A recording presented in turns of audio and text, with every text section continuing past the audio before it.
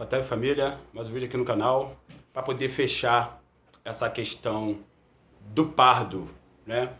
A presença do pardo nas políticas de cotas raciais no Brasil, conforme foi solicitado pelo ou pela Bibi, porque no outro vídeo a gente não conseguiu, na minha visão pelo menos, concluir de forma satisfatória, né, essa explicação.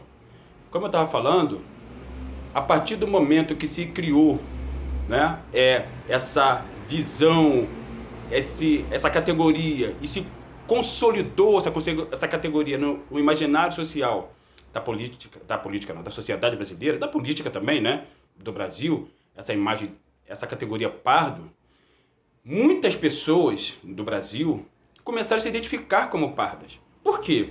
Porque muitas dessas pessoas que são frutos de relações interraciais, né, assim como todos nós, somos atingidos diariamente por essa visão de que o negro é um ser inferior, tem uma cultura inferior, tem uma história triste, só de escravidão, de guerra, de fome, como infelizmente a televisão, né, os livros, enfim, as escolas públicas, privadas, universidades, muitas das vezes reforçam esse imaginário na nossa sociedade.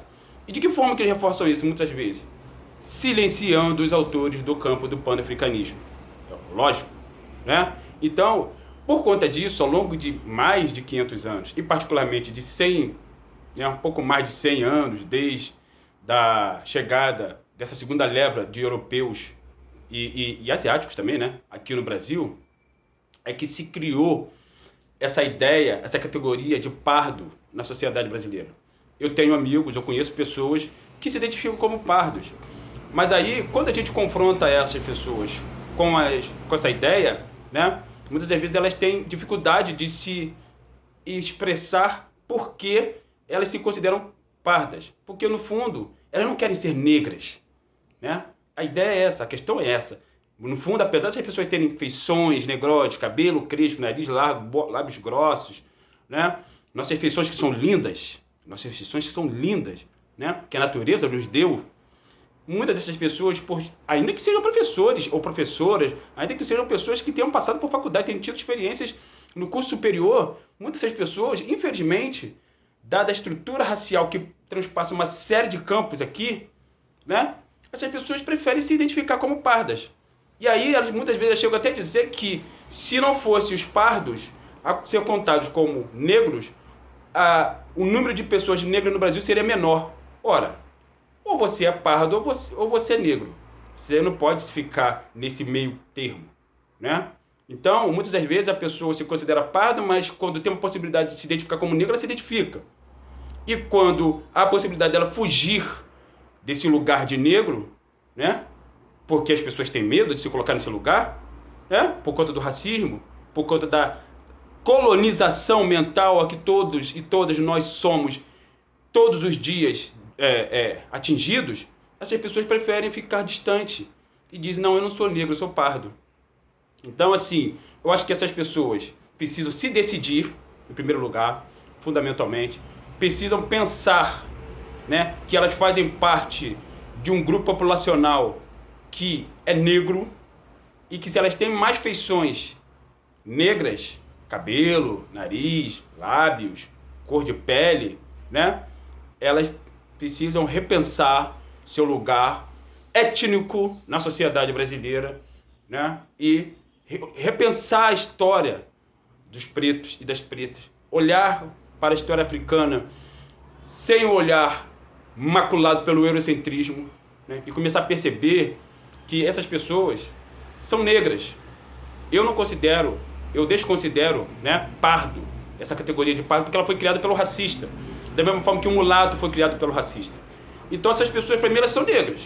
Pessoas que têm pele menos clara, né? Olha, mais clara que a minha, com menos melanina do que a minha, né?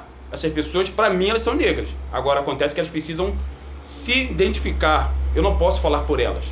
Eu só posso ter a minha visão, mas elas precisam falar por si. Precisam pensar o seu lugar na sociedade brasileira, porque, do contrário, elas estão fazendo o jogo do inimigo. Se é que elas têm alguma simpatia pela comunidade negra. Porque se elas não têm simpatia pela comunidade negra, né, se elas não se consideram, se elas não se enxergam como pessoas negras, então elas estão reproduzindo, infelizmente, uma visão racista, embora elas não possam ser racistas, não estão no seu lugar de serem racistas, ainda que sejam pardos, estão, infelizmente, apenas dando força para a estrutura do racismo.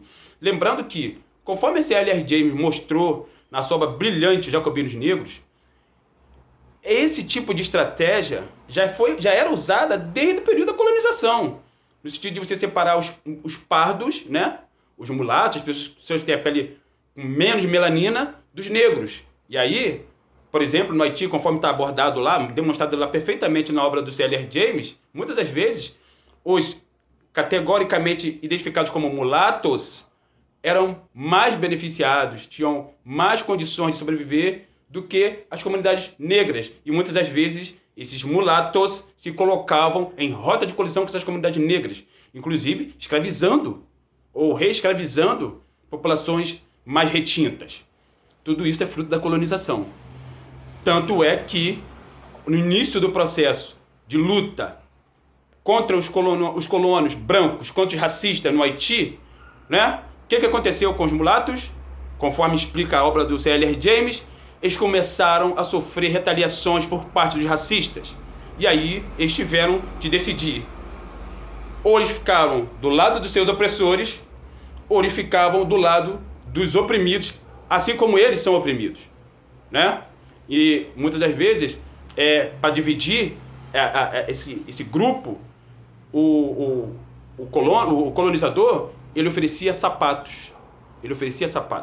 Foi daí, né? Foi oferecer sapato porque o sapato é o símbolo da liberdade, entre aspas, né?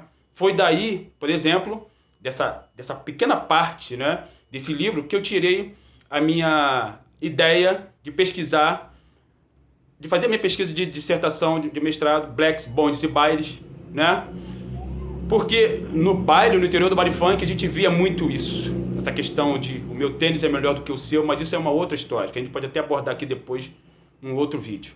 Mas, desde já, a minha visão, tá? O que eu tenho para dizer, para responder para o ou a Bibi, é isso a respeito dessa questão das cotas raciais, né, e da inserção dos pardos nela.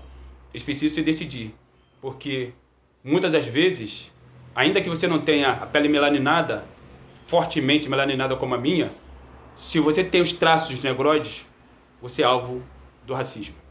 Hotep, família. África no centro.